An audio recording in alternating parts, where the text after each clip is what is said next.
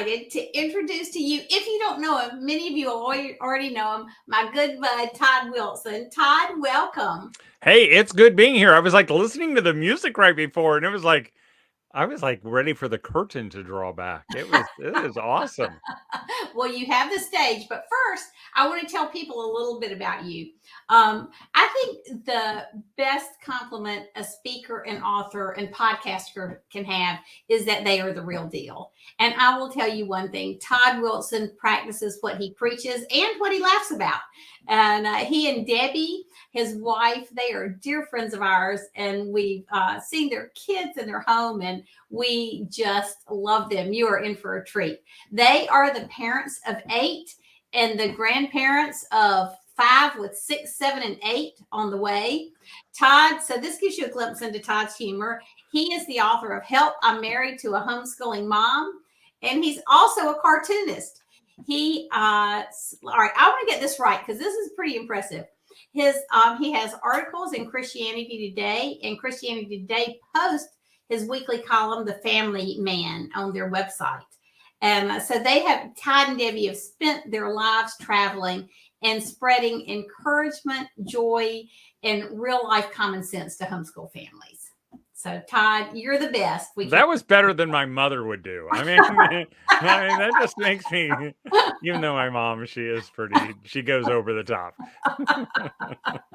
Well, listen, I am not going to keep you now because everybody wants to hear from you. But some of your topics, like don't be a dream killer, and you got some other great topics, raising dangerous sons in a safe world, all those things. We just can't wait to hear from you. The stage is yours, and I'm going to drop off. Oh, everybody, let me tell you this.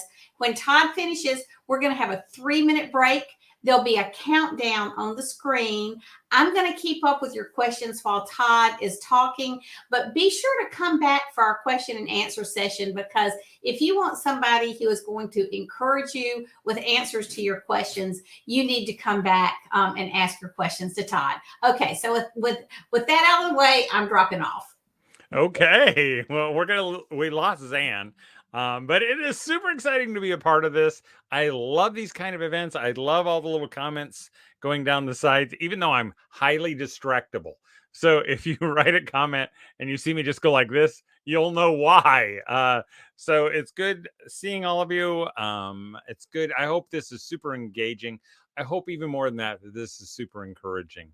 I can see that just by your titles on the comments that you're seasoned veterans, lots of you, and or maybe you're just brand new and you've been kind of forced into it.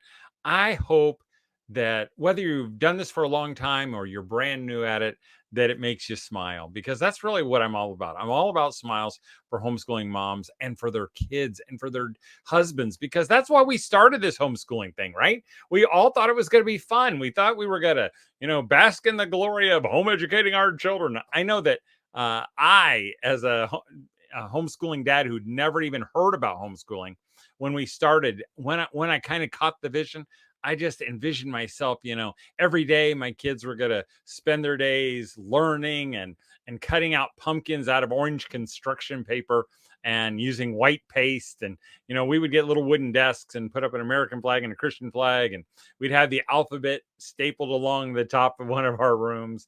And we would just glory in the fact that our kids were being home educated. I know I would really do nothing because I'd be like the principal, and I would just kind of show up at the end of my workday, and I would come in and I would find my wife cooking something good in the kitchen, and my kids quietly reading in the window seats in our house. We didn't even have window seats, but that's how I pictured it. And I knew I had a wrong vision when I finally walked in and I couldn't find my wife, and I finally found her in the closet, and she was crying. And I thought, wow, this homeschooling thing is going to be a big deal. And it is a big deal. And it's been the greatest adventure we've ever been on. God was gracious enough to allow us to do it. And really, this is a gift in a busy world to busy parents, where they get to spend time with their children. But here's what I'd like to do. This is going to be fast and furious. So I'm going to talk fast. I'll probably pass out halfway through. But I want to remind you why we do what we do. Because sometimes if you've been doing it for very long, or even if you've only been doing it for a short period of time, it's easy to lose perspective. We think it's about one thing when it's really about something else. Back in the day when homeschooling first started, it was very clear. If you'd ask different parents, why do you homeschool? They'd all have the same reasons. We don't like what they're doing. And they had vision. We believe God would have us do it. They didn't have any how-tos. They didn't know how to homeschool. Now we have lots of how-tos. I mean, BJU's Press is a perfect example of that. It's all there at your fingertips. It just keeps getting better. Now, though, we don't have to worry about the how-tos, but we have forgotten the why-tos. And that's what concerns me. And I think the evidence is that we've stopped smiling because we've forgotten why we homeschool. And so for the next 20 minutes, I want to just encourage you in knowing why, reminding you again of why you homeschool. And I like to just boil it down into 4 things. You won't even need to write these 4 things down because you're going to remember them forever. And here's the very first one. We believe that home's the best place for our kids. I mean, it's that simple. We believe that home is the best place for our children. We always used to believe that. That was never a question. You go back to the beginning of creation, and it was just kind of like, this is where you learn. This is the family. God set it all up. If you would have asked people back then, how often does real education take place? Everybody would have said, duh, 365 days out of the year, every single day of the year. But somewhere along the way, people started saying, no, that's not true. Home's an okay place for some things. It's an okay place to go to bed. It's an okay place to, have a birthday party, but it's not a good place to be home, to be educated. In fact, now they build these buildings that they say, this is where learning takes place. In fact, I remember watching Little House on the Prairie, and I know you're all homeschoolers. You've all watched them, right? Michael Landon. It doesn't get any better than that. But there's this one scene that takes place about every other show, and it's around this one building. And when you hear the sound of the bell ringing, the ding, ding, ding, ding, ding, ding, all the kids come running to this building, and now this is the place where real learning takes place. And no longer is it 365 days out of the year. Now, if you ask people, so how often does real learning take place? Now everybody says 180 days, but that's not true, because really in all 365 days in your home, the important things are being taught and they're being learned. Not only are they being learned, but those things that your kids are learning in your home every single day of the year, they're going to use every single day of the year in their own homes. And I tell parents all the time, parents, maybe single moms who feel like, everybody's encouraging them not to homeschool. They're saying, oh, you're all by yourself. You need to, put your kids in school. And I'm always like, no, if you feel like God would have you homeschool your children, cling to the fact that home's the best place for your kids. If you have a special needs child and people are saying, and everybody's saying, well, you need to devote your time to them and you're ignoring the other ones. So why don't you put them in school so you can have some time to and I'm like, no, if you believe God would have you homeschool, then cling to the fact that home is the best place for our kids. In fact, I believe with all my heart that having your children home, having our children home, gives them a head start just by being home. They learn things like how to trust God. Is that an important thing? Yes, that's a huge thing. You think our headlines are weird? Oh, the headlines in 10 years, I can't even imagine. And they better learn how to trust in God. And guess how they're going to do that? By watching you every single day in your home. They're going to learn how to love their future spouses by the way you love yours. I just think it's so cool that the important things are taught. My kids who have children, they're learning how to love their kids by the way I love them every single day. In our family, we always say when our kids go to bed, we'd always say 4 fingers, and 4 fingers in our house means I love you more. I know that my son and his wife, they left us with their 3 kids about a week ago while they went on a terrible vacation. It was terrible. They went to Fort Lauderdale where they had the 1,000 year rain while they were there, and but they sent a note back to their kids for them to read, and you know what it said? It said all these nice things, and it said four fingers to their kids, and I thought. That's an important lesson that I've passed along to my kids who have passed it along to their kids. It's even bigger than that. Okay, that's the first one. We believe home's the best place for our kids. Here's the second one. We believe that you're the best teacher of your children. The parents are the best teachers of their children. I didn't say they're the best teachers in the world. If you want to find better teachers, they're out there. But you're the best. That means you know what's best for your kids. And again, there was a time where we always believed that. That's how it worked. God gave these imperfect children, he gave them imperfect parents, and he said, here, teach them everything they need to know. But somewhere along the way, I think at the time of the ding, ding, ding, ding, ding, the bell in the schoolhouse, people, this is hard to do, to talk and to read the comments at the same time. But I'm trying to catch them out of the corner of my eye. But in fact, I can't even remember what I'm talking about. Oh yeah, that's right. And people said, no, parents are okay for some things. They're okay for bandaging boo-boos. They're okay for tucking their kids into bed at night, but they're not qualified to teach their children. Again, that is a lie. Of course, the whole world during COVID said, oh, we were wrong. No, you are capable of teaching your children. And now they've gone back and they said, no, we were wrong. You're not capable of teaching your children. But the truth is, not only are you capable, but you're the best for your kids. In fact, I believe this truth, that God gave your children exactly the mother they needed. That's an amazing thing to say. You should repeat that to yourself daily.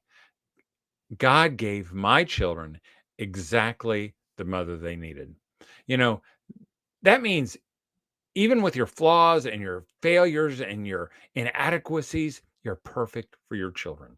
I know parents will say, yeah, or moms will say, yeah, Todd, but you don't know me. We skip more days than we should. I barely know my math facts, and, I don't know where Nepal is, or I don't know where, how can that be good for my children? I know this, that you with those qualities are perfect for your children. And still others might say, yeah, Todd, but those are the fun moms. I'm the one who takes all fun out of life. How can that be good for my children? I know this, that you with those qualities are perfect for your children. So no more beating yourself up and saying, well, my kids would be better off if someone else were teaching them. That is not true. You are the best. So your kids are blessed to be home, and they're blessed to have you as their teacher and their mom. Okay, that's the second one. Here's the third one. We believe that every child is a masterpiece. I'm going to say that again. We believe that every one of your children is a masterpiece. I'm going to say it one more time. We believe that even that child is a masterpiece. And again, we always believe that at the beginning.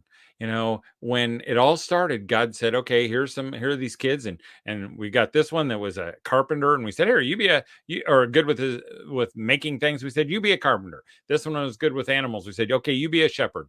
This one was good with instruments. You be a musician. But somewhere along the way, we said, that's not good. What we need are some standards, and we need to measure everybody against these standards that we arbitrarily make up. And if you do really good, we'll give you an A for excellence. If you're a little less, a B, C, average, maybe below that, a D. And if we'll just call you a failure for an F. Those are pretty powerful things. In fact, I remember this guy came up to me, and he was a lumberjack from Louisville, Kentucky, which is like the coolest job you can have as a guy. And he came up, tears were streaming down his face. He said, Todd, he goes, I never was very good in school. He said, in fact, when I was in kindergarten, my teacher, she was handing back our papers, and mine was all marked up in red, and it had a great big F on the top. And that's how he said it. He said, and when she handed me mine, she leaned down in my face and she whispered, we're going to put this out in the hallway so everybody can see how dumb you are. And when I looked at him, the tears were just sliding down his lumberjack face. And I thought, how tragic that any child would ever feel that way. Do you know what's tragicer to me? That any child would feel that way and they were homeschooled. Because, moms, we've believed those lies that those A's and B's, they mean something when they don't. When what is true is, if you were to give a letter grade, and you can type this in the comments real fast, get ready, get your fingers ready. If you were going to give a masterpiece a letter grade, pick the subject. It doesn't matter. What letter grade would you give them? I'm waiting for the comments to light up here. Okay. An A. I can't wait that long. You'd give them an A, right? An A plus. Does it not seem odd to you that we take a kid who comes into the world being good at math, and then we give them a A for being good at math, and the kid who is not good at math, we give them they come into the world being not good at math, and we give them anything less? I'm not a math kid. I've taken as much math as you could almost take. I had calculus in high school. I had advanced calculus in college. I could not solve a simple algebra problem right now. I mean, it is the truth. My son the other day, he was asking me for some help, and he's like, "Dad, what's this?" And I look at the question, and I'm like, it said something like, "What's 9 times 7/53?"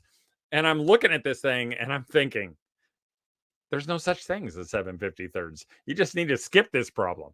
Is this what they're teaching our kids nowadays? And the truth is, that's okay, because all of our children are masterpieces. That means some of your kids aren't going to read when everybody else's kids are going to read. Should every kid be reading at 6? No. Should every kid be reading by 7? No. Should they be reading by 8, 9, 10? Not all of them. And that's okay. Here's your job, or here's a truth you can believe, that God is going to get your kids exactly where he needs them to be. Not even because of you, but sometimes even in spite of you. And that's the truth. We see kids all the time who, they become biologists, and their moms say, I didn't even teach biology. Or their kid's a computer scientist, and like, we didn't even use computers. How is that? That's because that's what they were made to be. It's like this. If I were to take a seed and plant it in the ground and sprinkle some magic water on it, what kind of seed would pop up? Right, whatever seed that was planted. Never in the history of a world has a farmer put in a piece of corn that popped a rutabaga. It just doesn't happen. It's same way with your kids. You don't have to sweat it. Your kids are going to be exactly what they were created to be. And that should take the pressure off. That leads me to the next one. So we believe that home's the best place for our kids. We believe you're the best teachers of your children. We believe every child is a masterpiece. And the fourth one is, we believe relationship matters more than anything else. But sometimes we forget that, because that is the truth. The relationship with the child is more important than math, than science, than all those other things. And I know we forget. I every once in a while I do homeschool at our house. Now I'm not very good at it, but I'm fast, so we accomplish a lot real quick, And my wife will say, I'll come downstairs after finishing. She goes, "Are you done already?" I'm like, pretty much, But I remember one time I was homeschooling with one of my children when I had only been homeschooling for about 15 minutes that day. We were working on something. I was frustrated. When out of my mouth came this: "What, are you dumb?" Now, God got a hold of my heart, and I backpedaled real quick. I'm like, "Oh, no. I didn't mean that. No, you're amazing. You're smart." But you know what came out of my mouth when my child heard come out of my mouth? "What, are you dumb?" Do you know why I said that? Because I had forgotten. I had forgotten what mattered. What mattered was not the subject I was doing with my child. What mattered was my child, who I just so happened to be doing a subject with. Moms, we forget that so easily. And we open our curriculum at the beginning of the day, and we just plow through. There's carnage everywhere. Kids are crying, and moms are screaming. And damage is done. And we think we've accomplished something, like, oh, we got to the end. Yeah, we did, but we missed out on the best, because the best part is that relationship, and that helps clarify things. I know one mom came up to me and said, "Oh, Todd, you're right. I believe all that." She goes, "But every day it's the same thing. Everything goes good until we get to about 10 o'clock in the morning. We get to math." And she said it like the words, burned her lips. And she said, and we get to math, and then my son Jason, he starts crying, and he gets frustrated, and I'm yelling, and he's crying, and everybody's yelling and crying, and it's terrible. She goes, "I've tried everything. I've tried different math curriculums. I have my, my quiet time in the morning. This is the day. This is the day that the..." She goes, "But then and I'm in the groove. I'm in the spirit till we get to 10 o'clock. We get to math. It all falls apart." He starts crying, yelling. We're all crying, yelling. She goes, "I don't know what to do." And I said, well, that's not so hard. And she goes, what? And I said, don't do math.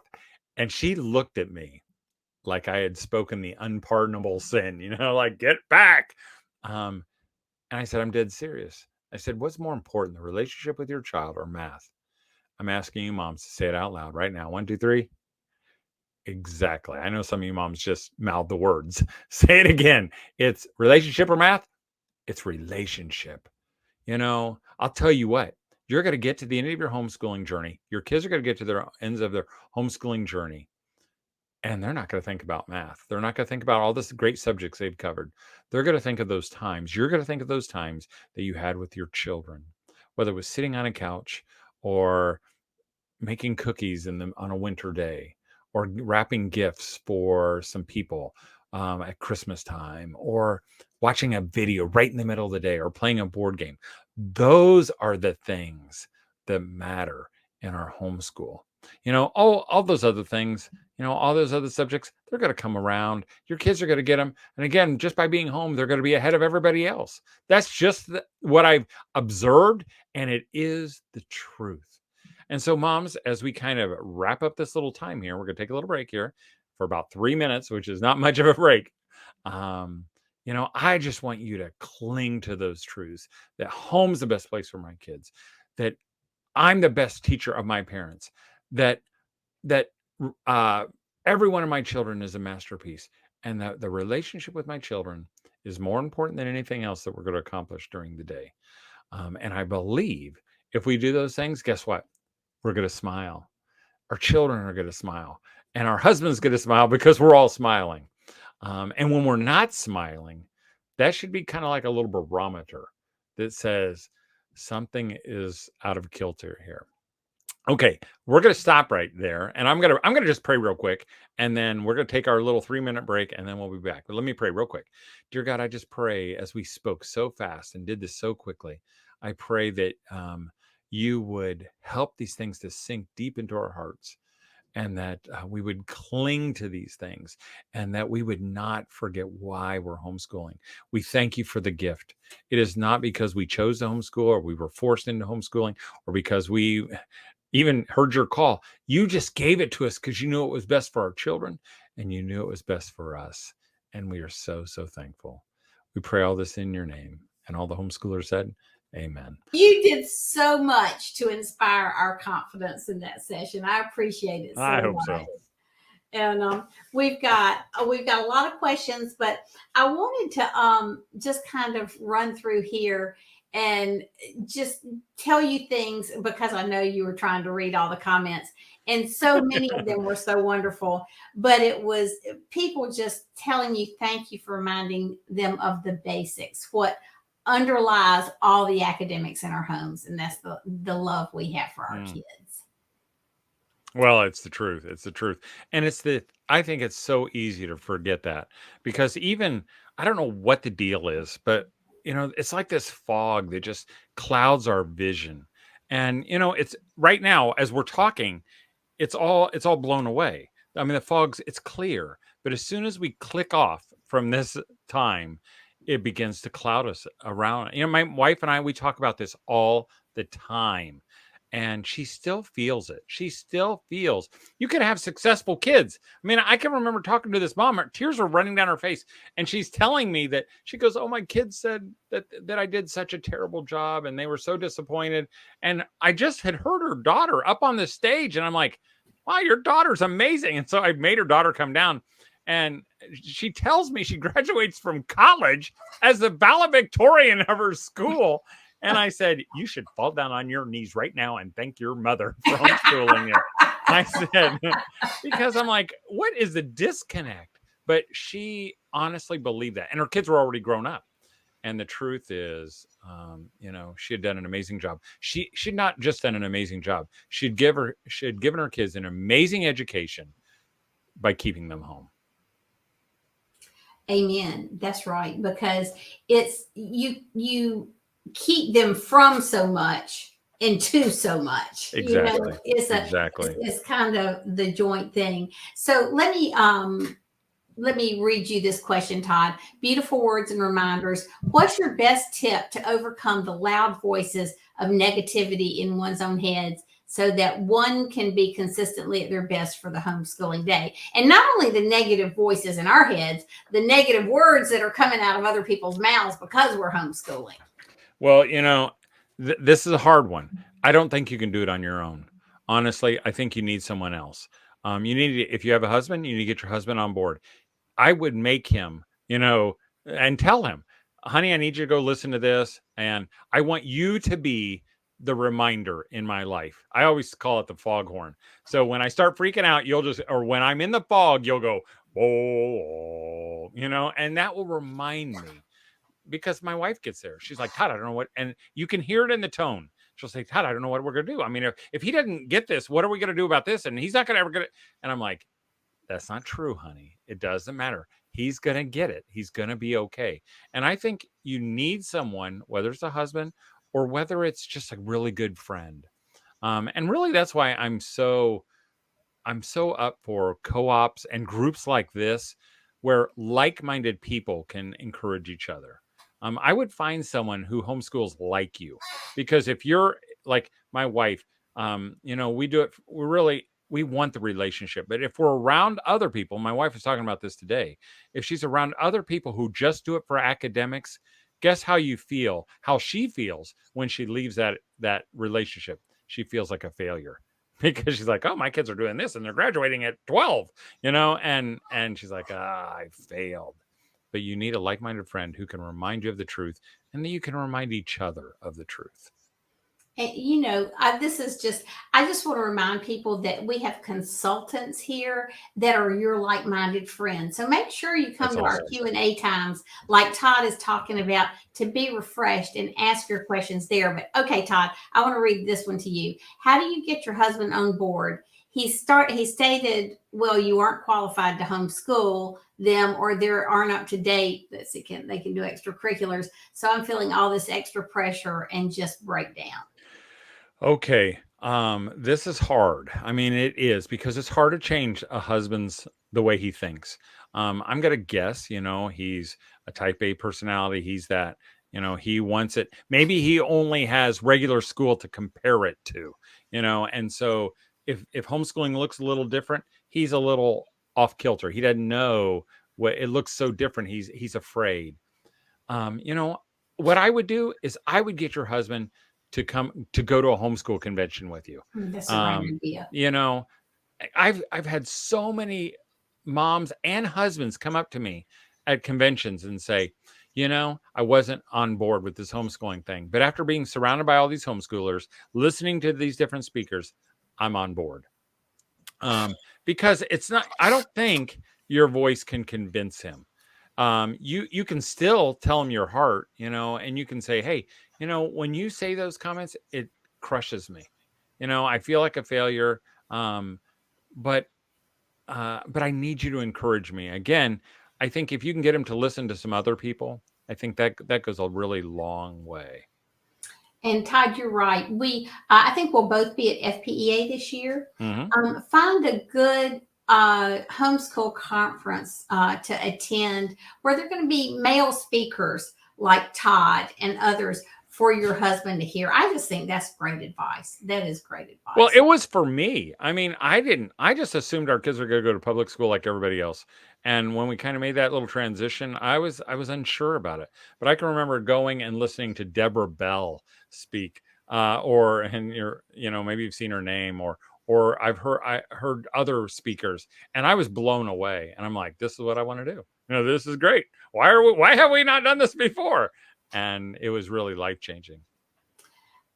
Okay, so here's one. This is just a great comment, because we need a reminder of real life. We live across the street from the local public high school. Seeing what goes on there is my daily encouragement that even if we have a rough school day, it is still better than what's going on there. The public education system needs our prayers, but not our children. That's very well said. That is very well said. Yeah, no. I don't even have any comments. I mean, it's true. It's true. So, Tammy says, have your husband be a part of the journey from the beginning. Tell him that homeschooling is a family thing and you respect him as a leader. That's what I did. I think that's great. And I will tell you also, as you homeschool, make your husband a priority in your home, because I think some husbands, we begin to resent homeschooling because it takes all your energies. Sometimes we even resent our own children because we think you like them better than you like us. I don't think there's many husbands out there who, if he feels loved, he's like, let's keep doing this. But if he doesn't, he'll kind of dig his heels in and think, I don't want to do this anymore. Todd, one of the things we've heard you say, and Joe has given this advice to lots of women who will, when we're at homeschooling conferences together and we're both talking to a lot of people and they say, what do I do? Mm. And he remembers so much the advice you have given that if your husband offers to teach a class, let him teach it and don't critique him every step of the way. Let him succeed or fail on his own, but encourage him in the little steps he's willing to take. You got any more comments for that? Oh, that's the holy grail of how to be a wife is, if you want your husband involved in homeschooling or in your family, just whenever he involves himself, just let him, because what usually happens is that you ask us to do something, or we might even take the initiative. If we hear somebody speak and they say, oh, the dad should help. And so we decide, okay, I'm going to make this super simple. He decides he's got new kids. He says, I don't change the diapers. I heard somebody say I need to help change diapers too. So he goes and he pulls off the diaper and he puts it on. And then the wife comes and says, well, you put it on backwards. You did it wrong. You can't do it like that. Why would you change it like this? And then you tell him. And then in his head, he thinks, I won't do that again. And really, who cares if it's on backwards? Who cares if it's not right? He'll have to clean up the mess later, But when you say, man, I really appreciated that, and that's all, I will guarantee he'll do it again. And it works that way in homeschooling too. It works that way in everything. Okay, Todd, let me ask you about, one other thing you've talked about, and that is just how important it is not to be a dream killer. So this is the other thing. You know my husband Joe. Oh, and yeah. He's not easy to impress. Oh yeah. He's not listening, is he? No, he's not. Okay, good.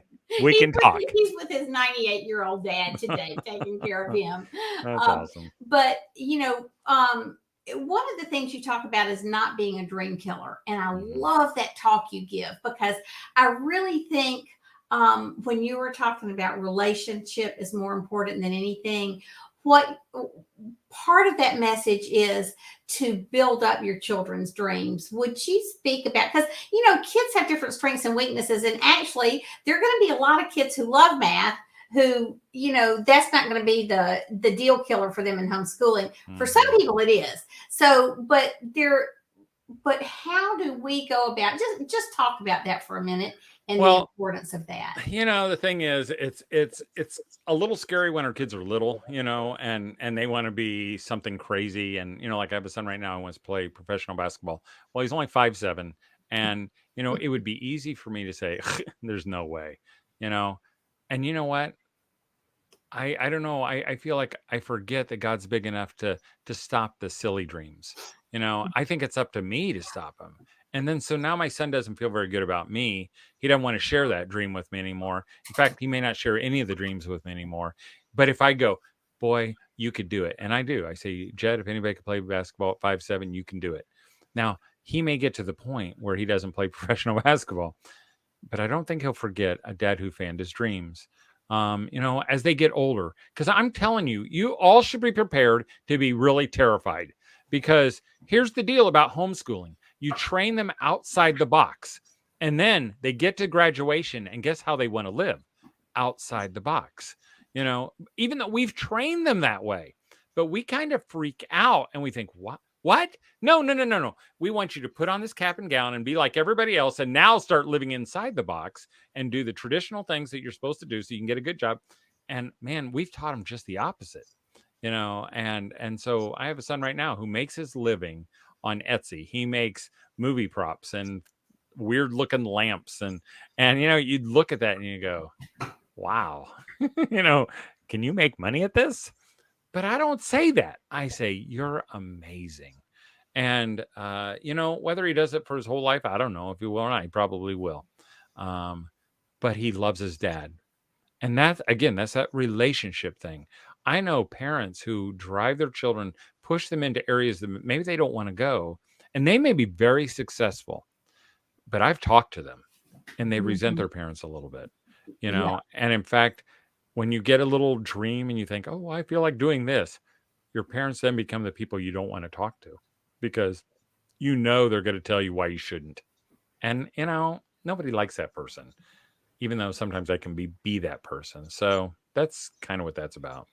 I love that. And so much of that is understanding the strengths and weaknesses of our children. And like you said, not pushing a kid who's called or designed to be an artist into some other, square peg. And I think that's also the heart of homeschooling is knowing, we have the time to know and understand and listen to our kids. I think, and I think sometimes homeschoolers are even more prone to it. There's a phrase, and you all know it, it's STEM. I don't even know what it stands for, but it stands for something smart. Science, technology, engineering, and math. And that's the big push. That works really well for your kids who are STEM bent. But for the kids who aren't STEM bent, it leaves them as wanting more. And so I think sometimes we have this pressure to get our kid who's not a math kid. I'm not a math kid. I've got kids who aren't math kids, and we push it. They probably still don't succeed at it. And then they miss what they're really good at. Or at least they don't feel like they can talk to their parents again about it. And so if you've got an art kid, and I wish we'd come up with a good acronym for that. I've had I've thought of some, but they all sound weird when I say them. Well, and maybe people are getting smart, and they've actually added an A to STEM and made it STEAM. Oh, there you go. But there's they only get one letter.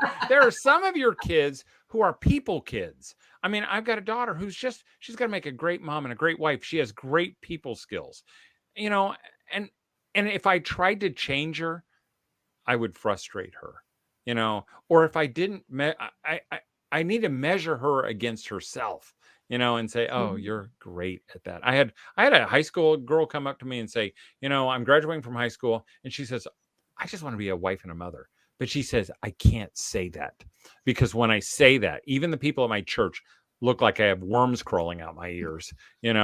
She goes, so now I tell them, and this is honest truth. She goes, I tell them I want to be a forensic scientist. And she goes, I don't even know what that is. And she says, and they are totally okay with that. They're like, oh, that's cool. And I thought, how sad, for the kid who, and we were even just talking, my son and I were talking about it on our podcast, The Smiling Homeschooler, that as we talked about graduation, I hate this time of year actually in our churches because we're getting close to graduation Sunday where they bring all the kids up and they parade them up there and they have all the seniors stand up on a stage and they say, what are you going to be? As though they actually know, and the kid goes, I'm going to wherever college. I'm getting a double major in biomedical engineering and this. And everybody goes, oh, and they applaud. And then, some girl gets up and says, I like horses and I like the color pink, and the mom dies inside and like, ah. Or they'll say, oh, they're undecided, which is a nice way to say they're not going to go to college. And I just think, again, God has a plan for all our kids, but it's not the same plan. Right. And that truth that every child is a masterpiece, I truly, truly believe that. And that takes all the pressure off. I can just let my kid be what God wants him to be. And in fact, I can leave the results with God as well. So we'll plug away through math. We plug away through science. We plug away through those things. And somewhere along the way, if I say, hey, if I know my kid has this bent, I'm not going to push some of these. And we might even let some of them drop off the board because they're not going to use them. We don't have all the time. We're going to let him do some of those things that he is good at. And I love that about homeschooling. Todd, you bring so many smiles to so many of us, and you remind us of what's true and right and good. And these 4 things about home is the best place, we are the best teachers, every child is a masterpiece, and our relationships are just so keenly important. And you know, when your kids leave home, like all of my kids left home now, you realize you have more years with them as an adult than you do as a child. And so you want that relationship that's been cemented well to last through all of those years. Yeah, you preach it. Preach it.